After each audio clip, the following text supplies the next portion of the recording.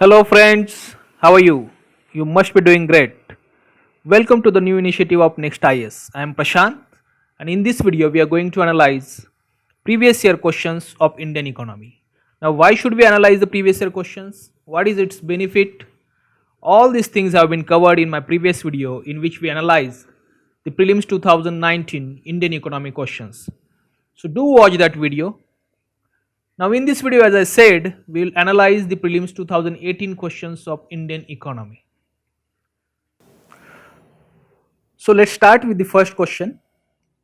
Which one of the following best describes the term merchant discount rate sometimes seen in news?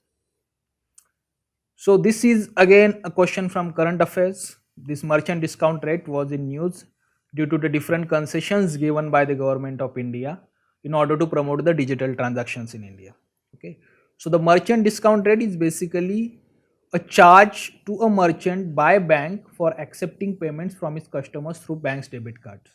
See, whenever you go to any kind of mall or any kind of shop and you pay there through debit card and credit card, for every transaction that particular bank will charge some commission from that merchant. It is not charged from the customer by banks, but it is charged from the merchant, and that particular charge is called as the merchant discount rate. That is called as the merchant discount rate, right? So once this merchant discount rate is charged, then that is split between the three service providers, that is banks which has issued the card, the vendor whose point of sale terminal is being used. Of course, we use that point of sale terminal there in every shop or any mall, and then payment gateways like Visa, MasterCard we have. So in these three, that merchant discount fee or UNESCO discount rate is split. This merchant discount rate is of course charged as certain percentage of transaction amount. So this was again a current affairs based question, relatively easy if you have read it. Otherwise the term might confuse you. When we say about discount rate, we feel that it is some kind of discount being given rather than the fees that is being charged. Fine. So our next question is, with reference to India's decision to levy an equalization tax of 6% on online advertisement services offered by non-resident entities, which of the following statement is are correct? So again this is a question from current affairs. See, we should read the statement properly. It is talking about the non-resident entities. See, there were certain non-resident entities which are advertisement service providers in India. Let's say Google. Then there is Facebook. On these platforms, many Indians, individuals and companies advertise their products, right? Now, whenever they advertise such products there, they pay certain fees to this Google and Facebook and these kind of companies. So this particular income that is earned by these companies was taxed, and that tax was called as the equalization tax of equalization tax, and the tax was 6% on the online advertisement services. So regarding that tax, they are asking us question. The first statement, it is introduced as a part of Income Tax Act. No, it was introduced as a part of Finance Act, not as Income Tax Act. And second statement is, the non-resident entities that offer advertisement services in India can claim a tax credit in their home country under the double taxation avoidance agreement. Now we know double taxation avoidance agreements, right?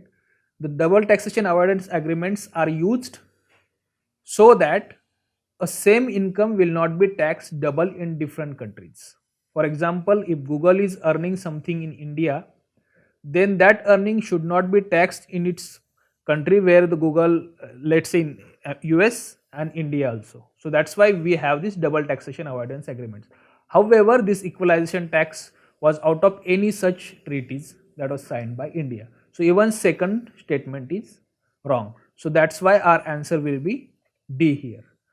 So this equalization tax that was levied in June 2016 under the Finance Act, it is also called as Google tax. Why? Because most of the advertisement, online advertisement that is done in India is done on the Google platform. So that's why most of the revenue on an online advertisement goes to Google. Why it is called as the equalization tax, or why? See, this particular levy was basically to create the level playing field in this area. Why? Because Indian entities who are providing such advertisement services were taxed in India. However, such foreign entities like Google and Facebook, they were not taxed. So of course, there was no level playing field. The Indian entities who was providing advertisement services had certain disadvantages. So that's why this tax was charged. Now next question. Now this question is regarding the fiscal management of Indian government, that is regarding its debt management. So again, this is a current affairs based question. If you see, the first statement is Fiscal Responsibility and Budget Management Act Review Committee report has recommended a debt to DB ratio of 60% for general government. General government means 60% combined for both state government as well as whom? Central government, comprising 40% for central government and 20% for state government. Okay. Now read this statement properly. See, this is regarding the NK Singh committee's recommendation. The NK Singh committee was appointed to review the existing Fiscal Responsibility and Budget Management Act in India, and this report was published in April 2017. So of course, one of the recommendation of the that committee was to restrict this debt to GDP ratio of India to 60% by 2023. That was right. Now, whenever such kind of 2 or 3 numbers are given in your any statement of your question, read those numbers properly. 60% was right. By 2023, that was also right. 40% for central government, it was also right. Even 20% for state government. Now, in any other question, UPSC might reverse these numbers. Like it may say that 20% for central government and 40% for state government. Instead of 2023, they might have given 2022, 2025. In any such case, this statement would have been wrong. But in this case, it is right. Now, second thing, central government has domestic liabilities of 21% of the GDP as compared to that 49% of the GDP by state government. Again here, the numbers are exactly reversed. For central government, the domestic liabilities are around 49% of the GDP, and for state government it is 21% of the GDP. So this statement is obviously wrong. Now third statement is, as per Constitution of India, it is mandatory for a state to take central government's consent for raising any loan if farmer owes any outstanding liabilities to the latter. So basically it is asking that, let's say if a state government has taken certain loan from central government but it hasn't paid it back yet, there is still some outstanding liability. In that case, if state government again wants to take some loan from the central government, it has to take consent of the central government. And it is saying that this consent, this mandatory consent is written in the Constitution of India itself. Okay. So again this statement is right because this is given in the Article 293 of the Constitution itself. So here also we should read this statement properly because it is saying as per Constitution of India. So this provision should be in Constitution. If this provision was right but were not in Constitution, then still this statement would have been wrong. But here this provision is Constitution itself. So statement 3 is right. So now we have answer, that is option C. Fine. So this NK Singh committee had submitted its report in 2017. Apart from the debt related recommendation, it had other recommendations also regarding fiscal deficit targets, that it had recommended that fiscal deficit target to be reduced to 2.5% by fiscal year 2023 and revenue deficit to be reduced to 0.8% of GDP by fiscal year 2023. It has also asked to set up a 3-member fiscal council. It had given certain exceptions, that was the escape clause we can say, in which cases we can deviate from this target. There were certain exceptions for that. Fine. So let's go to the next question. Consider the following statements, and then the statements are given regarding the edible oil imports in India. Now you see, again this is a current affairs based question but totally factual question. Now in such questions, if you don't know anything, it's better not to guess it, at least at first instance. If you really want to do it because you have attempted less questions, that is different case. But it is in case of, if you see, there is more risk of such questions going wrong because it is very difficult for us to know such trends. if you haven't read about it. But you see the statement 2 here. The government does not impose any customs duty on imported edible oils as a special case. If you want to guess it, you can guess that this particular statement might be wrong. Why? Because it is very unlikely that government will not impose any duty, because that might harm the domestic producers. So statement 2 is of course wrong here. Statement 1, the quantity of imported edible oils is more than the domestic production of edible oils in last 5 years. That is right. See, India is one of the largest producer of edible oils uh, in world. Okay, but still 60% of its domestic demand is satisfied by the imports. So if you see this Department of Agriculture, Cooperation and Farmer Welfare report, it clearly shows that in 2017-18 around 14.59 million tons edible oil was imported in India, and less amount was actually produced domestically. Okay, and that was the trend for last 5 years. So that's why we have our answer here as only option A. Next statement or next question, sorry, which one of the following links all the ATMs in India? Okay, so now we know that in India we have a vast network of ATMs. Now these ATMs are of course different banks, however they are linked by a common network. And which of the following links that? That's what the question asks. So of course the answer is National Payment Corporation of India. Again a current affairs based question. Why? Because these ATMs and all these things were in news because of demonetization, its after effects.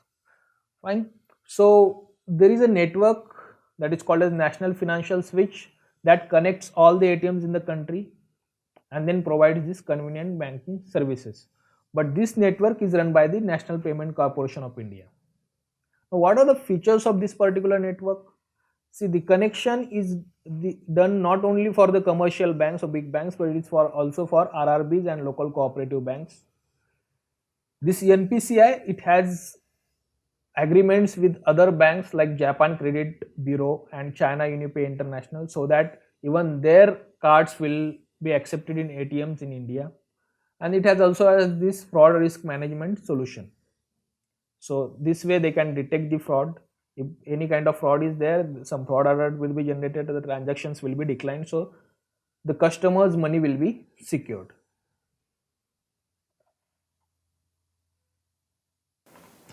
Now our next question is regarding capital adequacy ratio. Now this is one of the easy question that was asked in 2018.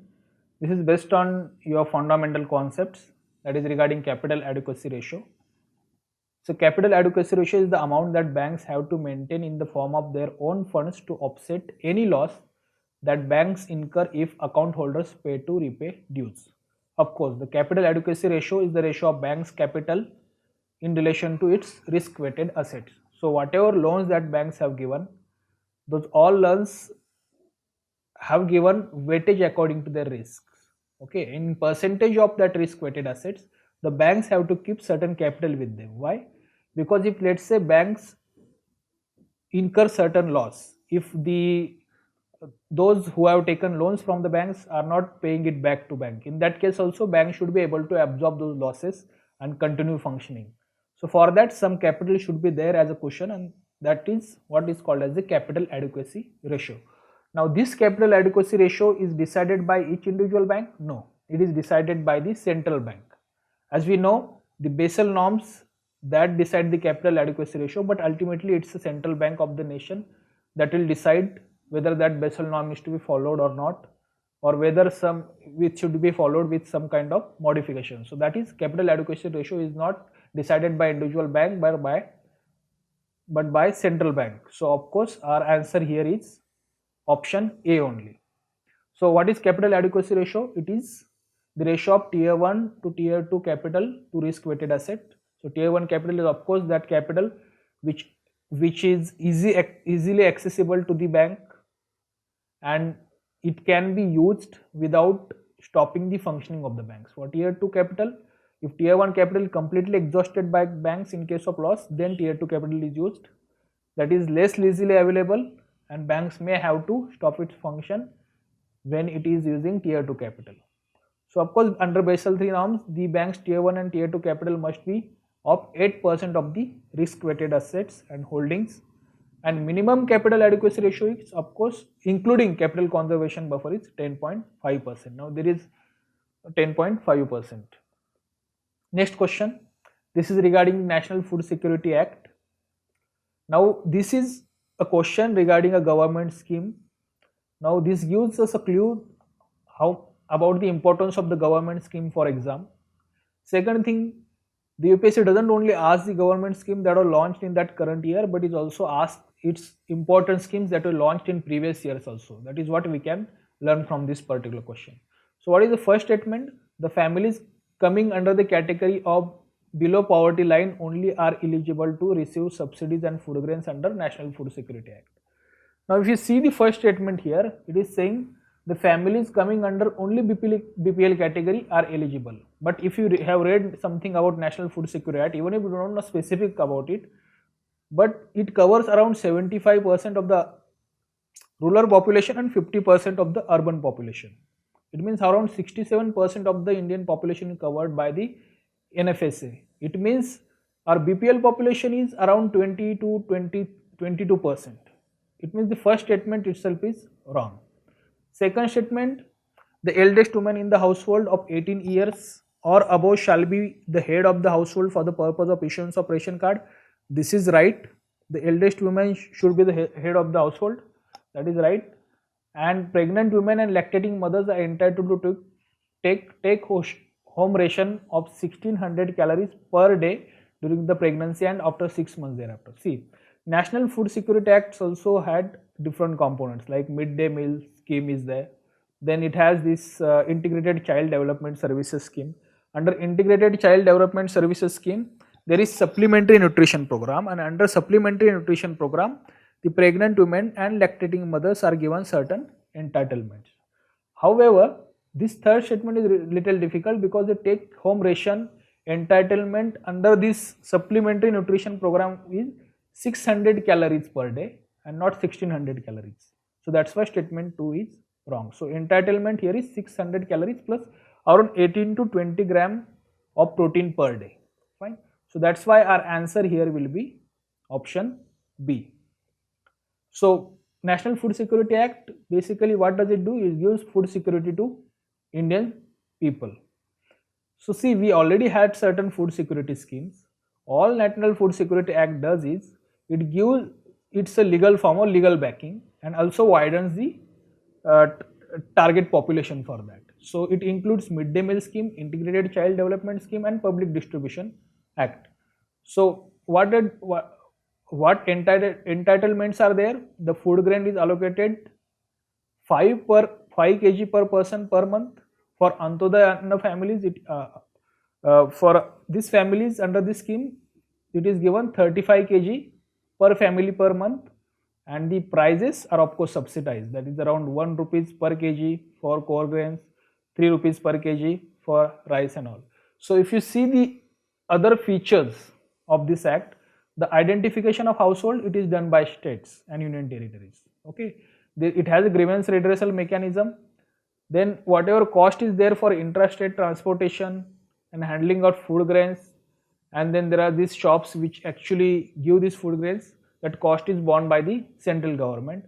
And in case the food grains or meals is not provided, in that case there is a provision for food security allowance also.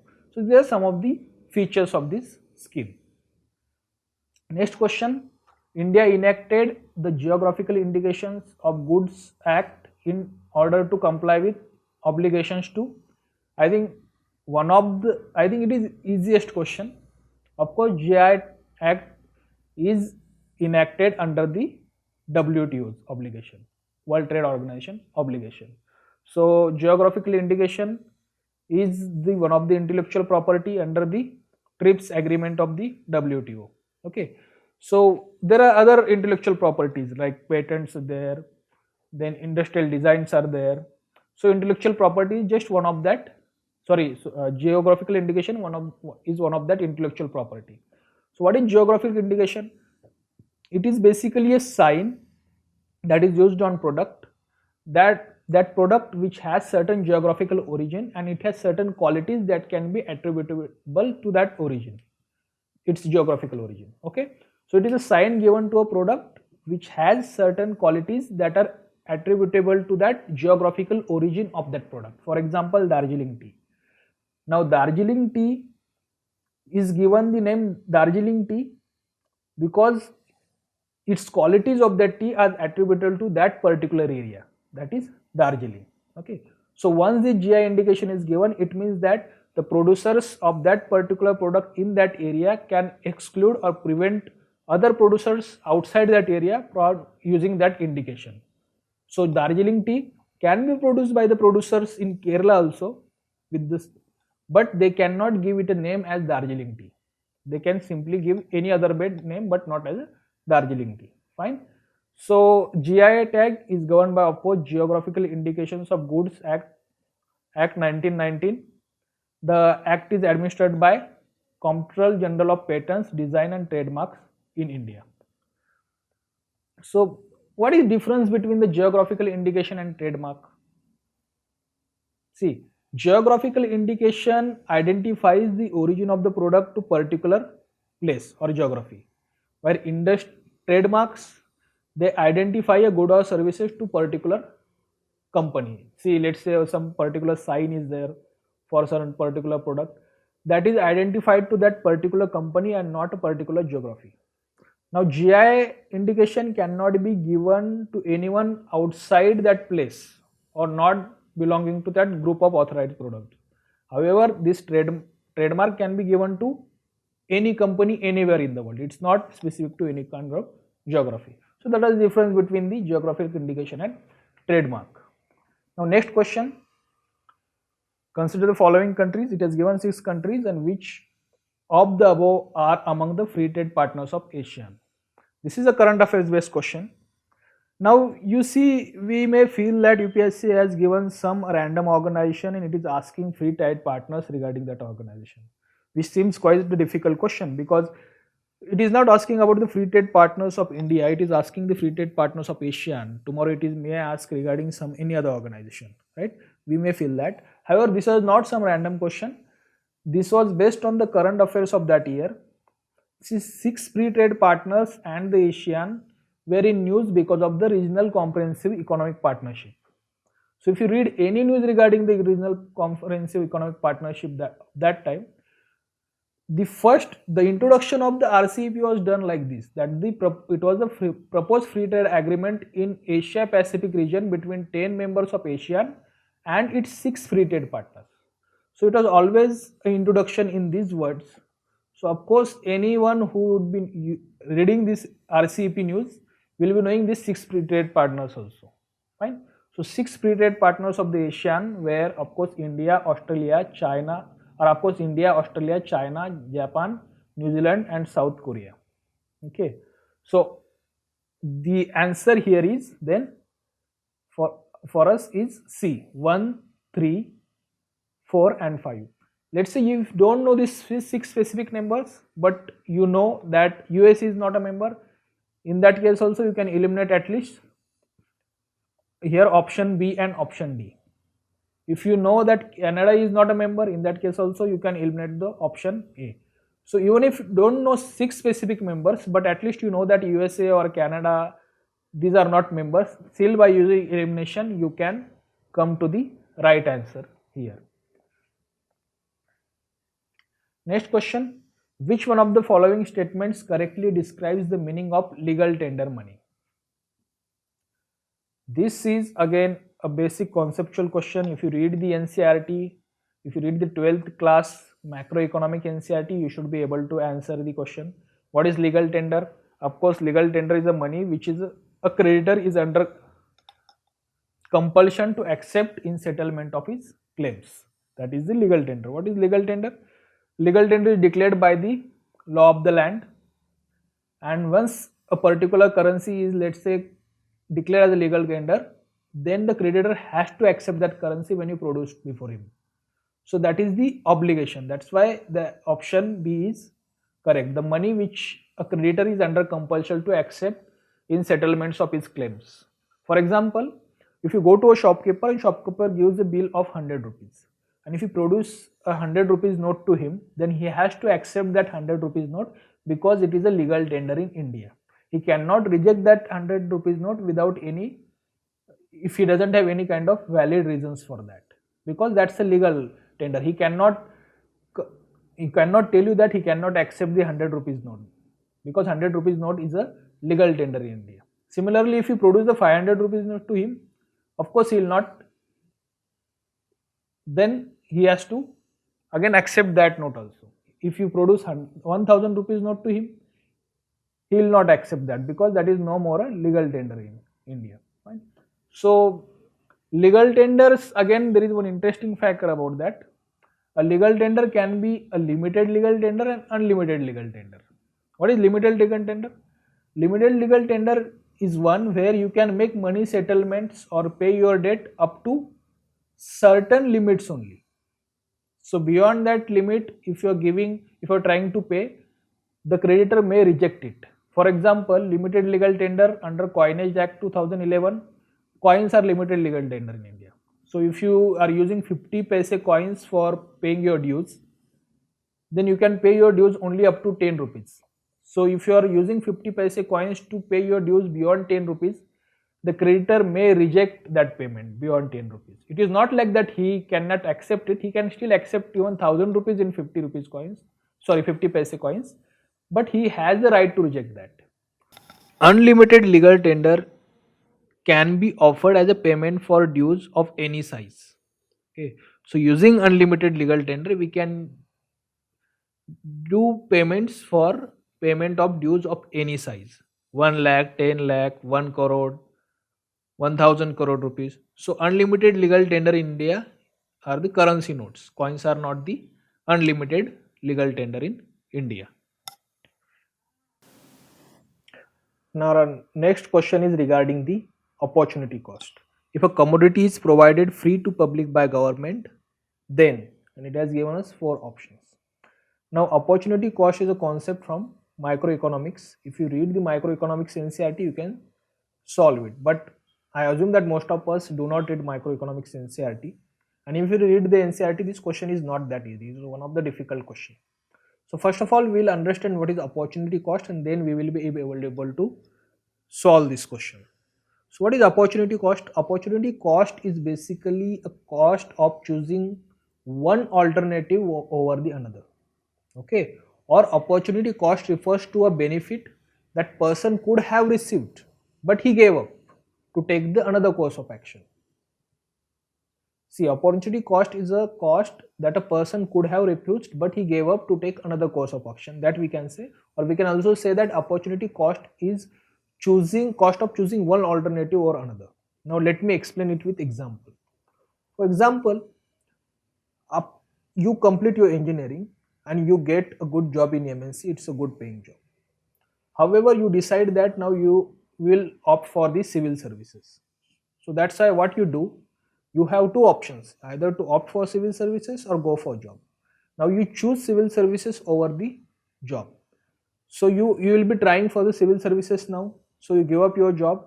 So there is an opportunity cost of choosing one alternative, that is civil services, over your job. And what is that cost? That is cost that you forego, that you gave up. That cost was, or that benefit was there, your salary or your perks. So that was the opportunity cost in this case. Similarly, when you have money and if you use that money to choose one alternative over another, or to buy one alternative over another, then there is opportunity cost involved in giving up the another alternative or choosing the one alternative.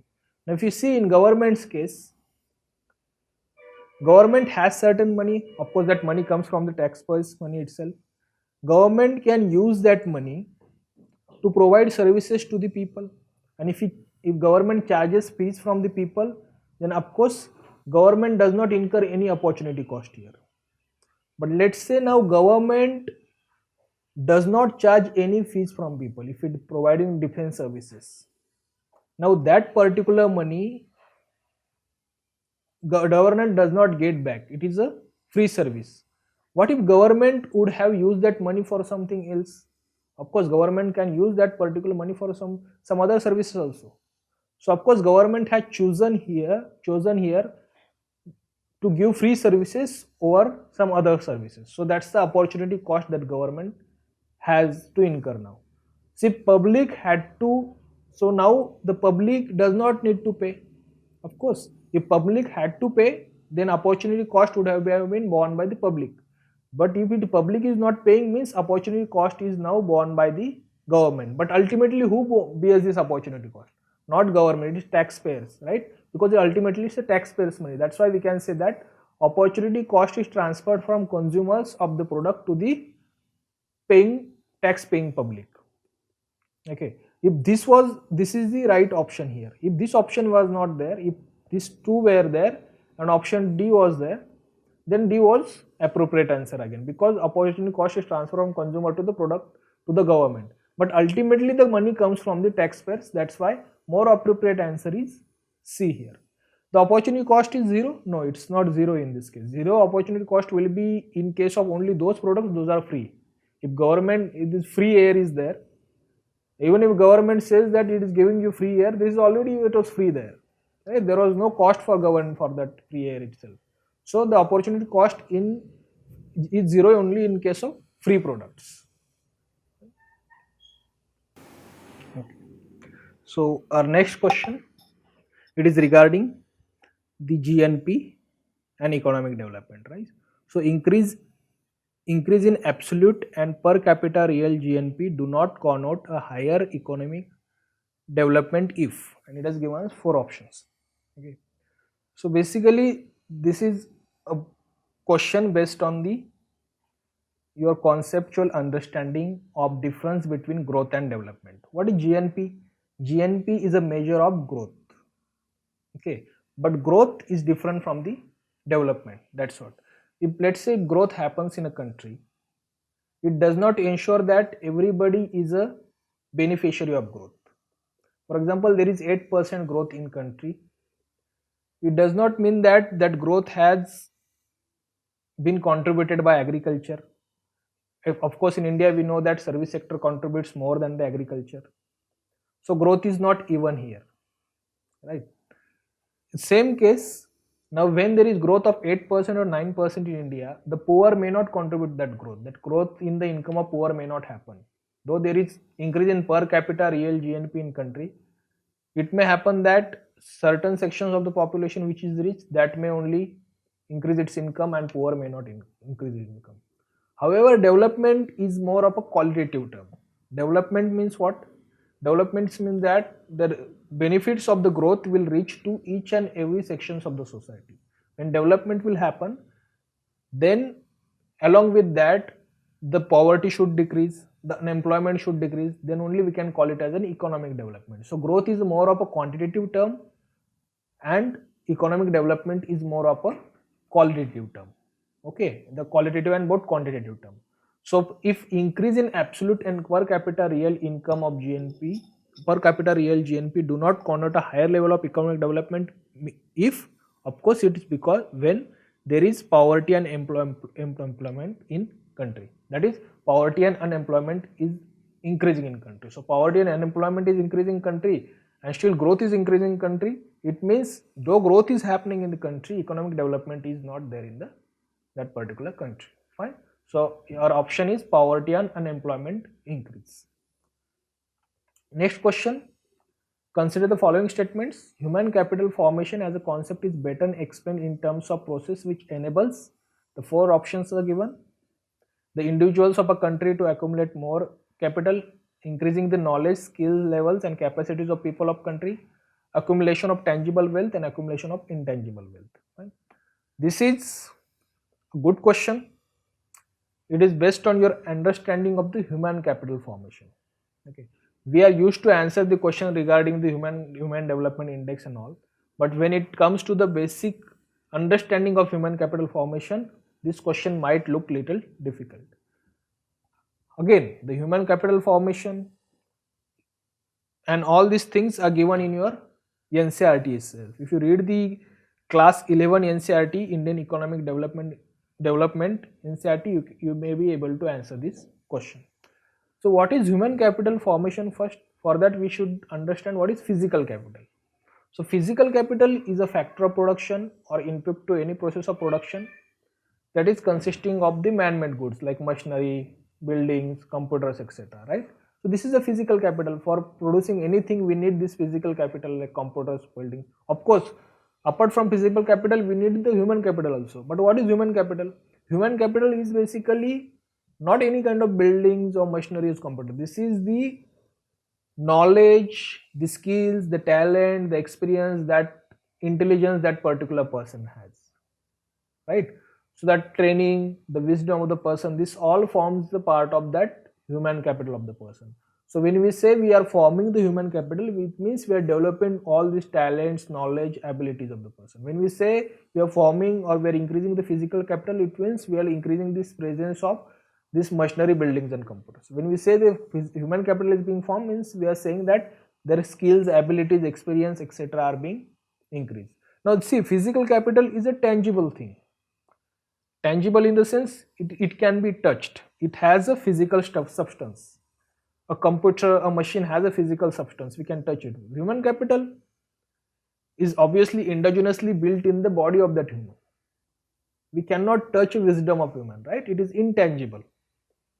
We cannot really touch a wisdom of human, its skills. It doesn't have any physical substance. It is intangible. So now once we know this concept, we can come to our question. So human capital formation as a concept is based and explained in terms of process which enables individuals of a country to accumulate more capital? No. Individuals of a country to accumulate more capital? This is wrong. Increasing the knowledge, skills and capacity of the people of country, we have discussed. Yes, it is right. Then accumulation of tangible wealth? No. Accumulation of tangible wealth is a part of physical capital. Accumulation of intangible wealth? This is right. So our answer is C, 2 and 4. Here they have asked the human capital formation. They haven't asked the benefits of human capital formation or advantages of human capital formation. Let's say UPSC asks the advantages of human capital formation, then of course with the human capital formation we can accumulate the more physical capital also. So that is one of the benefit of that. So even option statement A, the statement 3, these are also right when they ask us about the benefits of human capital formation. They are not asking us that. They are simply asking us the concept of human capital formation here. Okay. Next question.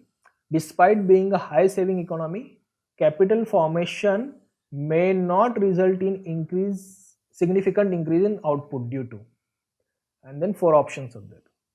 Again, this question is based on certain concept.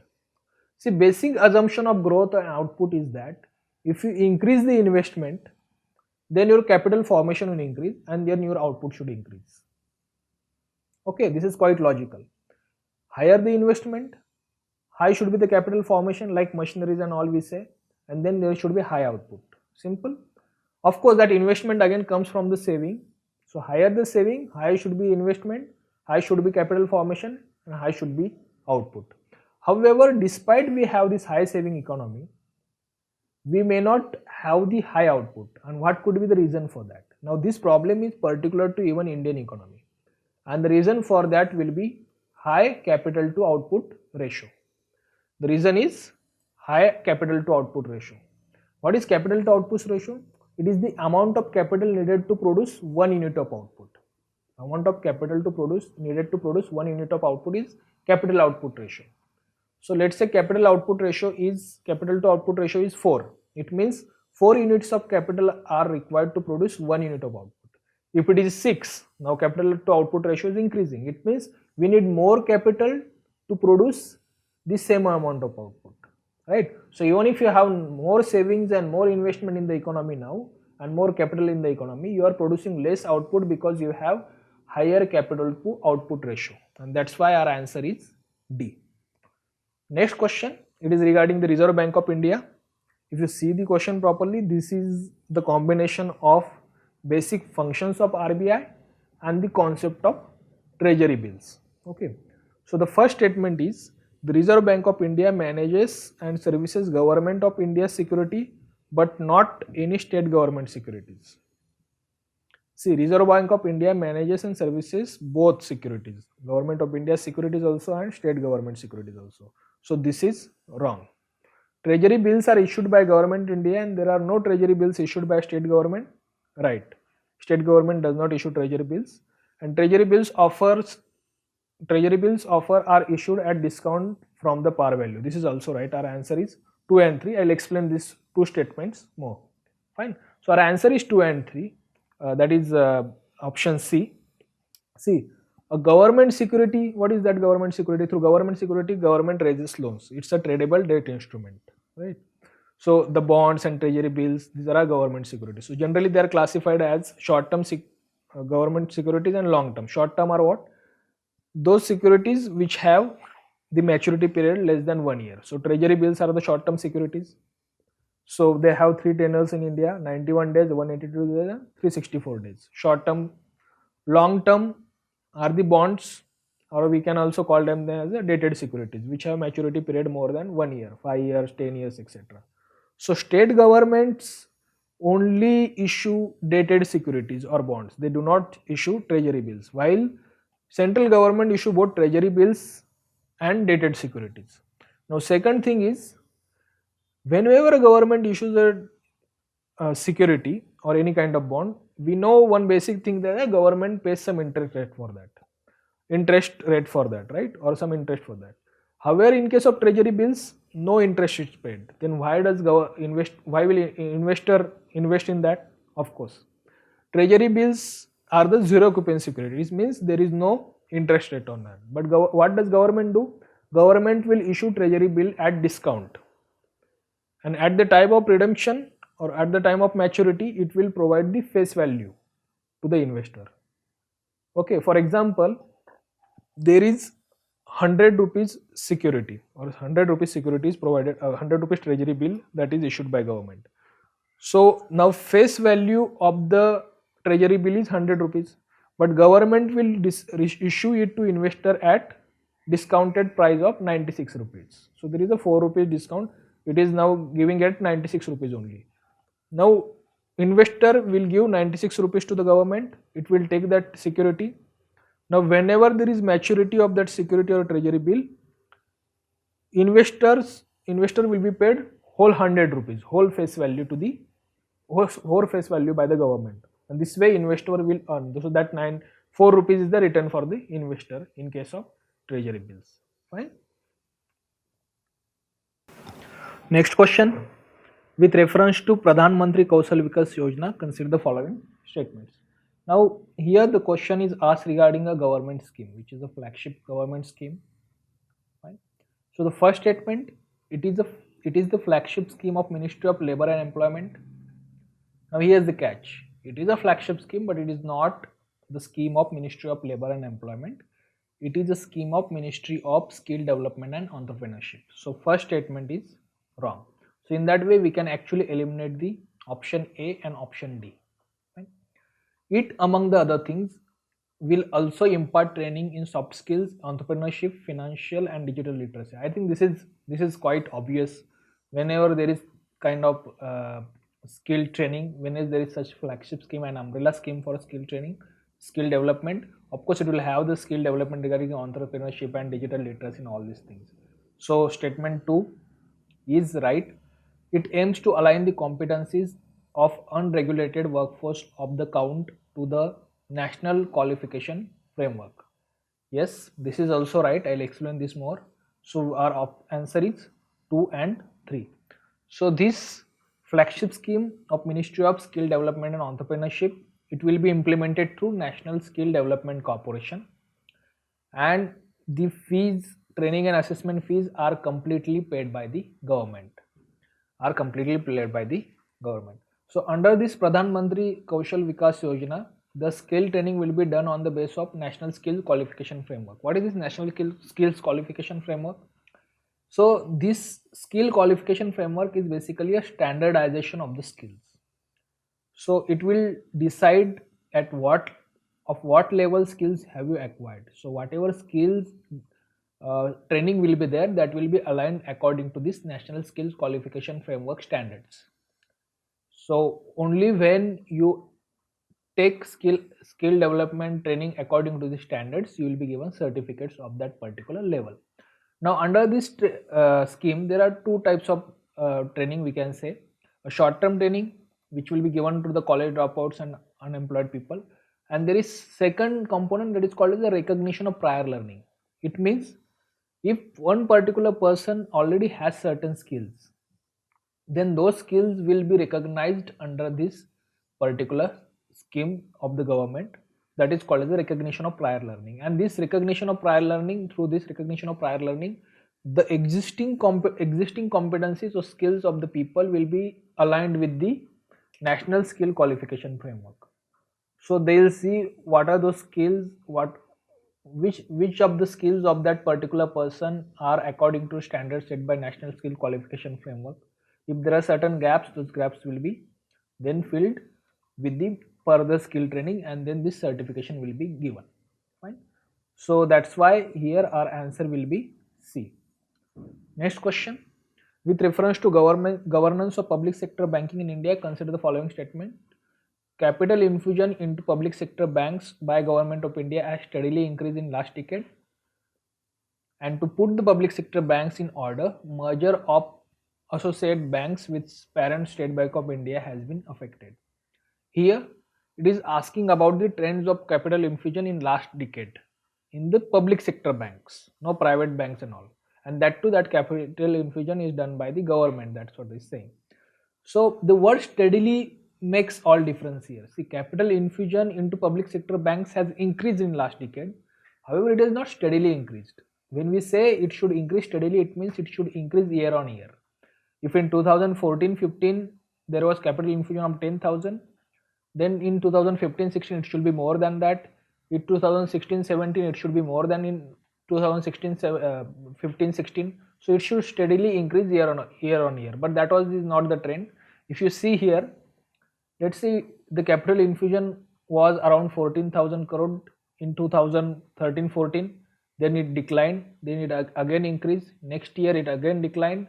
Then in 2017-18 it increased further. So this way it was not steady increase, though overall in last decade it has increased.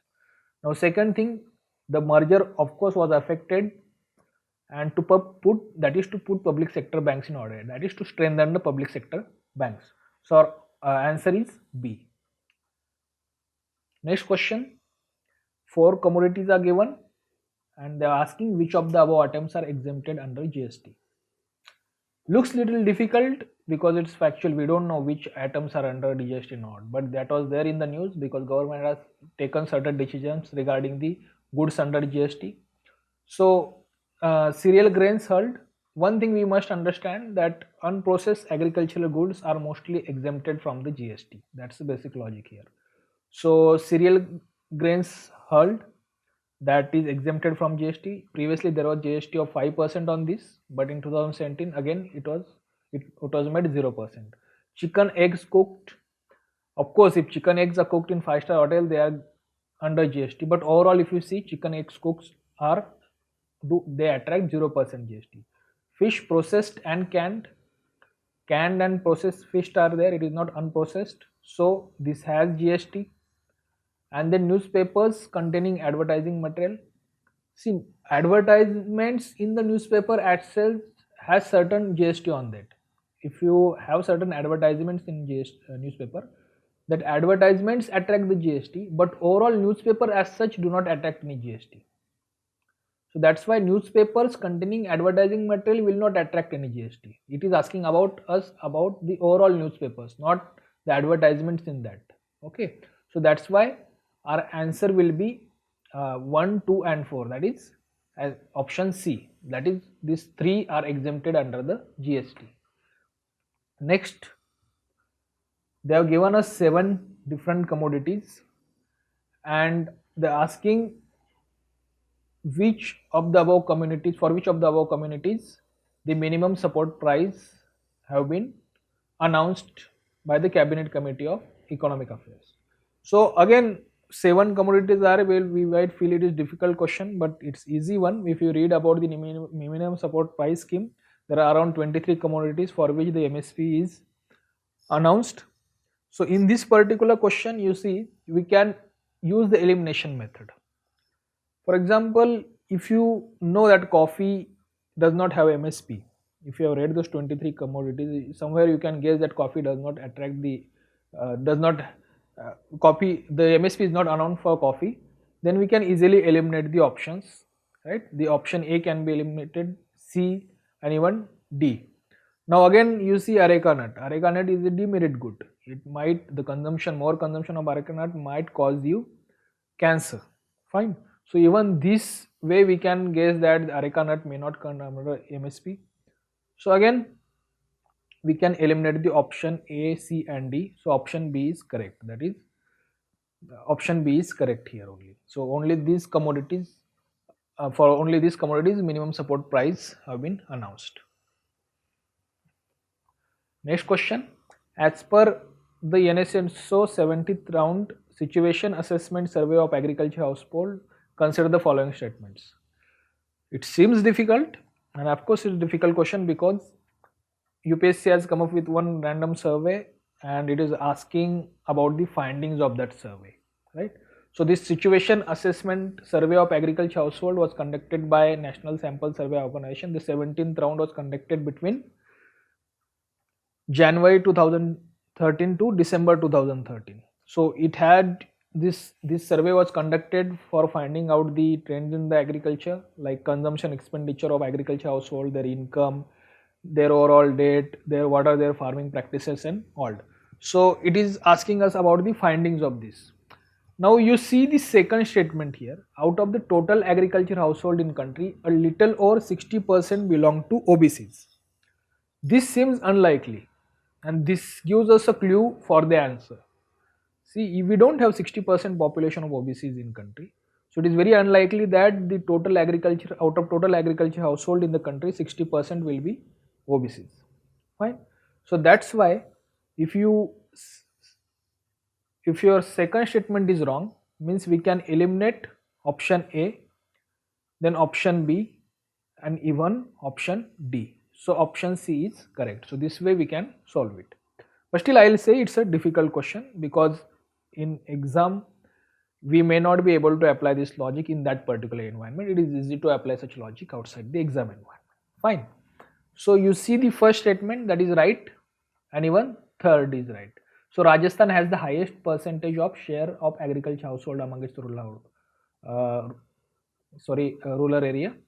So Rajasthan, around 78% of the agriculture households are there in rural area. Second is UP. In Kerala, there is least percentage of the agricultural household. Now you see, principal source of income for majority of the households in rural area was the agriculture. But in Kerala, 60% of the agriculture household reported to have earned maximum income from the sources other than agriculture. That is one thing. Now, out of total agriculture household, only 45% belong to the OBCs, 16% to the scheduled caste and 13% to the scheduled tribe. So this way our answer here will be C. Fine. So we have analyzed the 2018 economy part of prelims question paper.